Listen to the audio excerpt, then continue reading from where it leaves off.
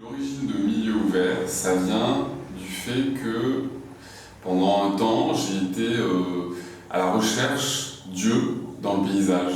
C'est de repérer des yeux dans tout ce qui pouvait fonctionner par deux ronds quelque part, qui d'un coup fait que je m'imaginais peut-être un personnage, quelqu'un derrière, qui regarde, donc qui me regardait peut-être moi, mais qui en tout cas prenait sa place comme ça dans un paysage. Quand j'ai cherché une adresse pour le compte Instagram, je pressentais qu'à la fois ses yeux, c'était des yeux qui pouvaient me regarder, mais que c'était aussi mon regard sur un monde, et un monde ouvert, donc un milieu ouvert, et donc 1000 lieux ouverts, comme un jeu de mots un peu basique. Il y en a deux là, qui sont en haut. C'est peut-être un peu les seuls, je pense finalement, qui restent vraiment dans le... Et parce que de ses yeux, c'est venu sur une façon de regarder le monde. Et finalement, ces photos, elles sont un certain regard sur les choses et sur le monde, un regard un peu ironique parfois, un regard qui met en contact ou en rapport souvent des choses qui sont pas censées être ensemble normalement. Ces deux choses-là, voilà, pour moi, c'est deux sortes de lumière.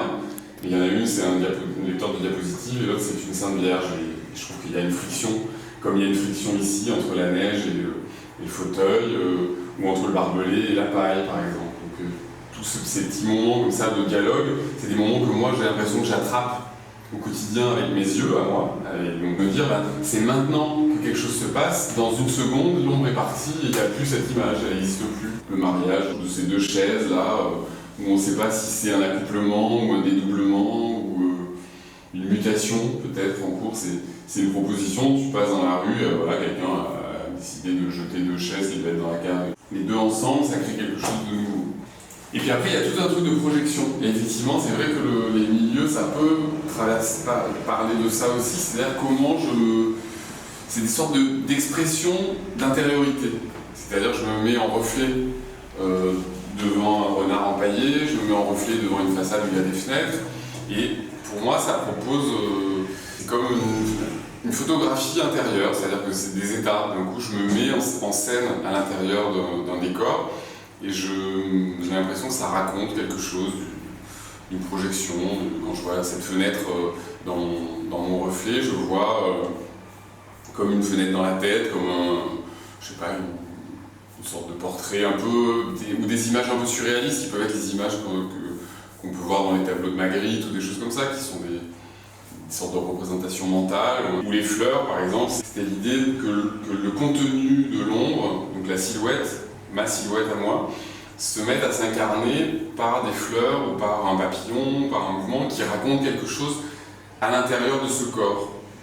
Globalement, j'ai souvent tendance à faire des séries, c'est-à-dire que je prends beaucoup d'ombre, je prends beaucoup de reflets, je prends beaucoup des choses des enseignes électriques, voilà, des enseignes lumineuses.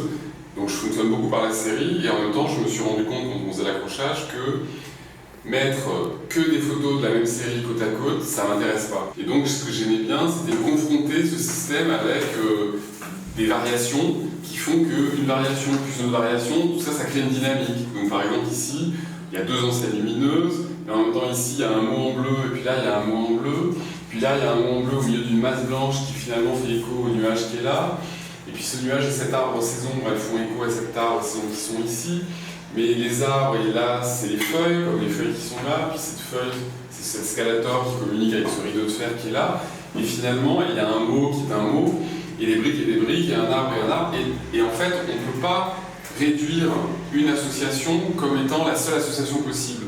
Il y en a toujours une autre qui se propose, et tout ça, voilà, ça crée une circulation, et cette circulation-là, pour moi, elle est dynamique, elle est intéressante, et elle est stimulante pour une exposition, en tout cas pour une mise en scène. C'est aussi ça, le plaisir d'une exposition, c'est pas seulement les photos qui la composent, c'est comment on les associe et comment elles se structurent les unes avec les autres.